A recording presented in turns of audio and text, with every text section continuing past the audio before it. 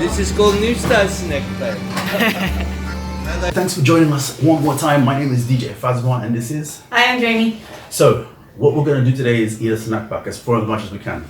Just a disclaimer, this half of the box is salad. The rest is mixed kebab meat, chicken and beef, and underneath that is fries or hot chips. On top is garlic, chili and hummus. Let me try and lift this thing. It weighs quite a bit. Like, I think it weighs more than like, what do you reckon, 2 kilos? Easy. 3 kilos? Easy. Alright. Like they say, no holding back, no letting go. Once you're in, let's go. Cheers. Cheers. Cheers.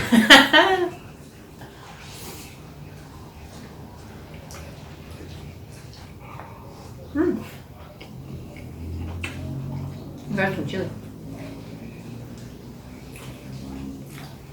Mm-hmm.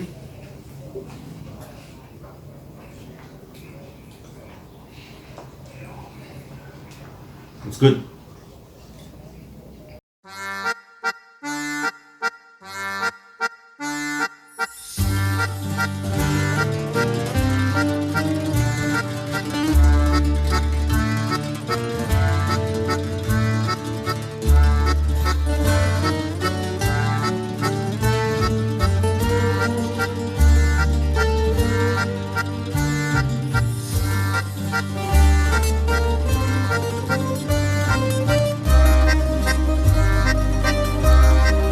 Who is your favorite musician?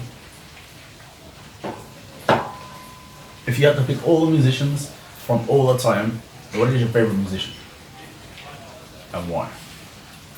See, this is one of those questions that should be easy to answer, but I've got like a whole heap of faces and names coming through my head. I would say Robert Page and Jimmy Plant. Like, I like Led Zeppelin. The guitar work and the vocals that the two of them had combined were awesome.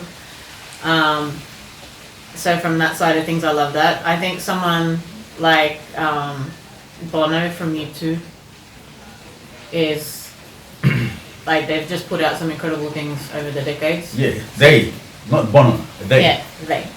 That's what I don't like about the whole thing. It's like everyone needs help, you know. It's not just the one person with a brand. Like, oh, it's this person, Bono, and he's the one. Yeah, he looks like he's the one, but he has a team. He had a team growing up, doing everything for him. It's Dave. Right? Definitely.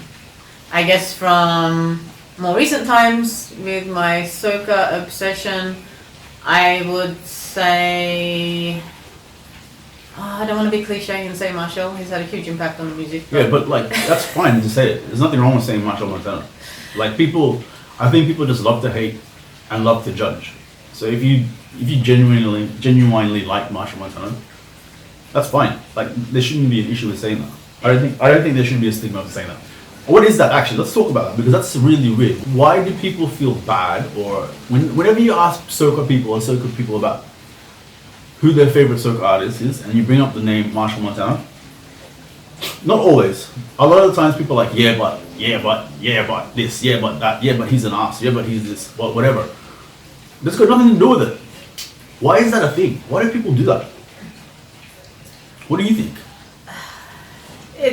It's weird. He's done so much from the music. It's just weird. I think it's two things. One is jealousy? People like to cut down those that are at the top sometimes, and certain cultures are kind of like known for doing that, the tall poppy syndrome. Tall poppy syndrome. So that's definitely one thing. And then the other thing is, those that don't know the music so well, Machel's always the go-to man. So it's also associated with not knowing the genre. So newbies come in and go, yeah, I know Machel.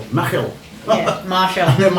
I know Machel, yeah. He's a great Soca artist. So then the regular Soca guy is like, well, but you know, he's like this in real life. Yeah, but he's like, I heard this about him. Yeah, but it's like, dude, Machel Montano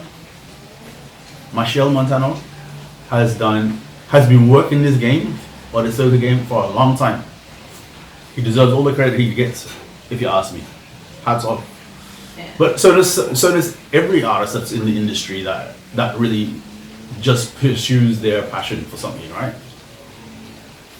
You know what I mean? Like, That doesn't mean he's like, if you respect somebody, it doesn't mean he has to be the best in your eyes. It's your opinion.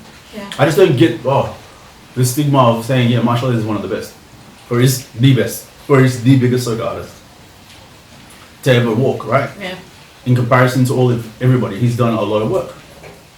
Like, I look at some of the younger soca artists now, and I look at them and I'm like, they're doing good stuff. And they have a whole different burden on their shoulders, which is like social media stuff, right?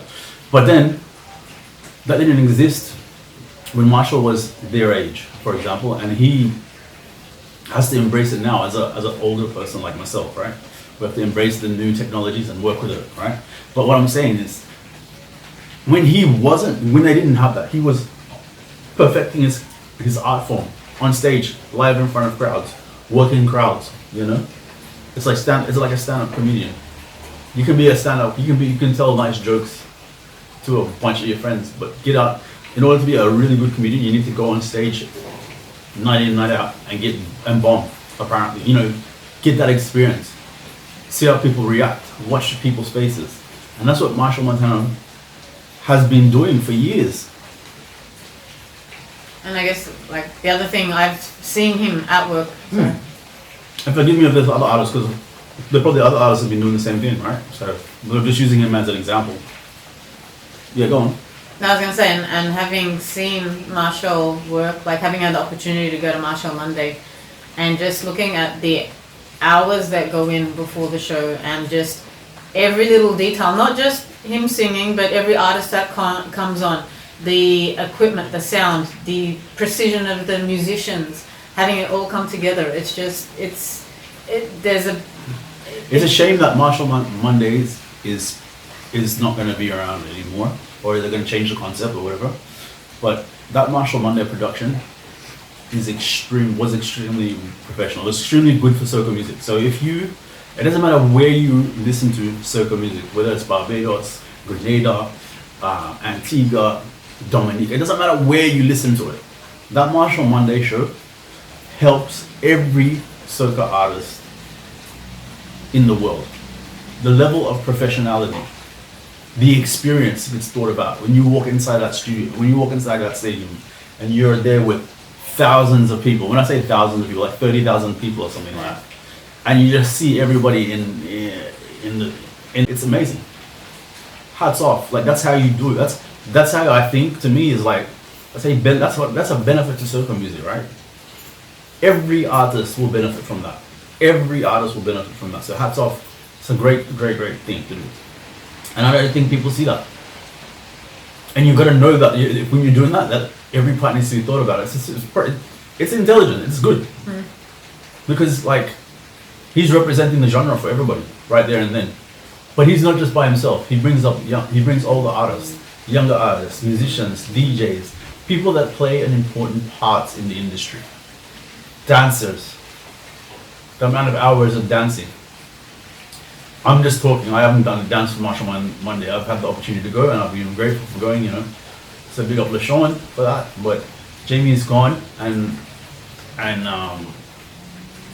before Machel Monday, I don't see her. She's at the studio, she's at the stadium, and it's just non-stop rehearsal. And you just can't. You barely can ask what time you're gonna be back. You don't know. You just don't know. When it's done.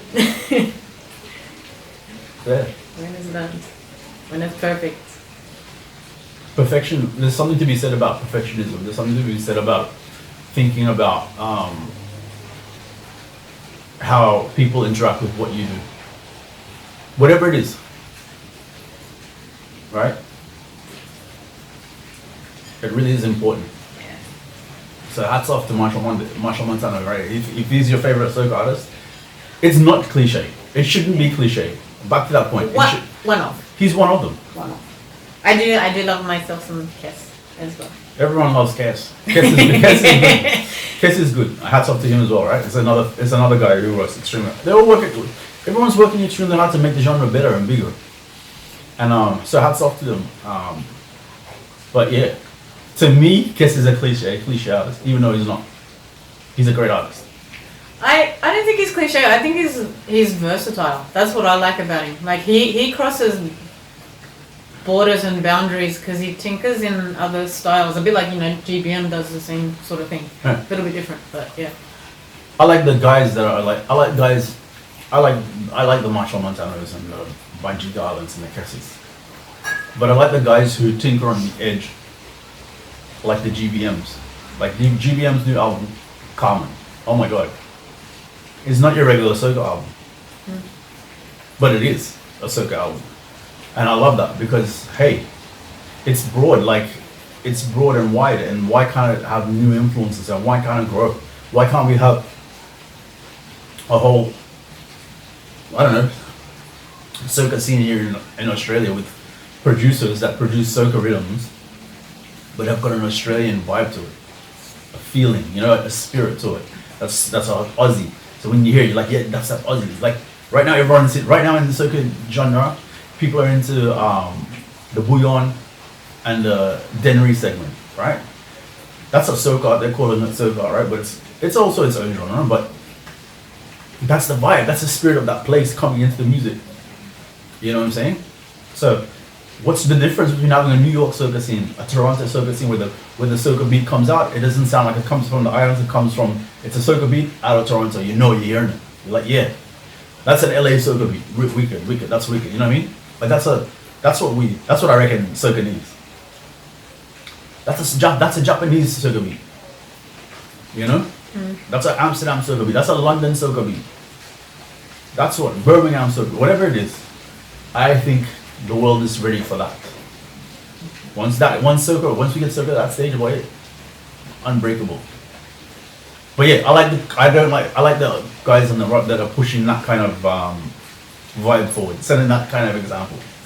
And I think GBM is one of them, doing that right now.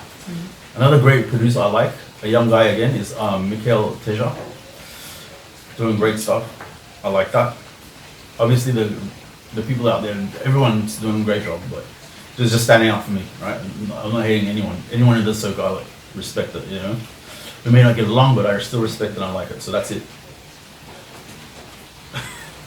Anyway, go on. Yeah, what do you reckon? Yeah, I kind of agree, but I think that from what I see, I think there might be some pushback if you get other places doing Soca. From who?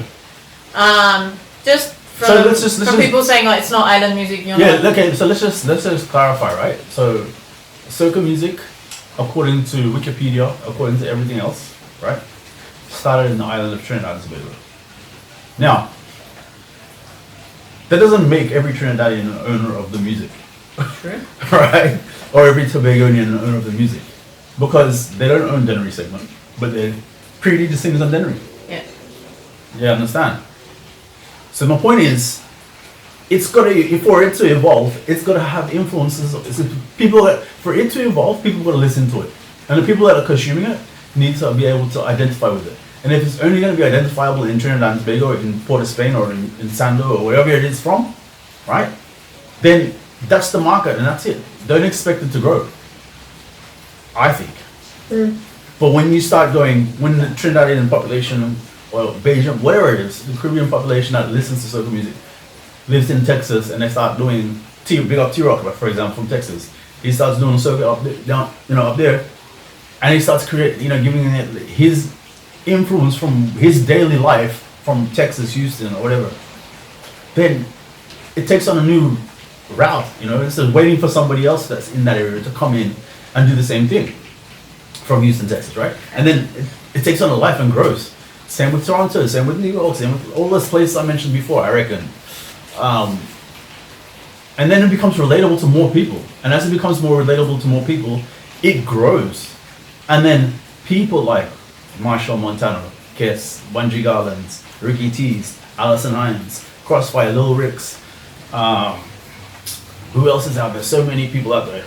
Asa Banton, Skinny Banton. The list goes to Tolpri. The list goes on Lava Man, or Mr. Killer, all those people. Denise Belfon right now with the Afrobeats remix of a song, right? All those people will benefit from it because they've got the body of work that's been there pushing this genre along. And now all these people in all these different places are creating their own versions of it and adding to the story. But that's the source, the root. You know? And in order for it to grow, it needs to do, I think it needs to do some of that.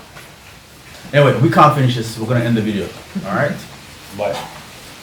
Till next time. Bye.